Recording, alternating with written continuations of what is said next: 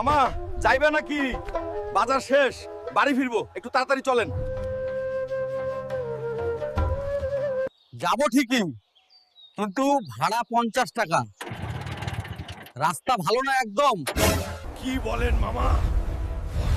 10 টাকার ভাড়া 50 কেন? ডাকাতি নাকি না? তোমার গ্রামের রাস্তা ভয়ানক, উল্টে ধান খেতে পড়লে কি করব? ঠিক আছে মামা, চলেন, 50 টাকাই দেবো, বাড়ি যেতেই হবে।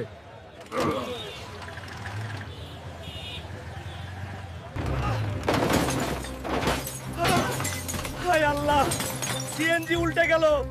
এখন এটা আমি তুলবো কিভাবে? গেল এটা আমার কাছে কিছুই না। এখনই ধান ক্ষেত থেকে রাস্তায় তুলছি। এত শক্তি মানুষে হয় নাকি? আজকের দুর্ঘটনা জীবনভর মনে থাকবে।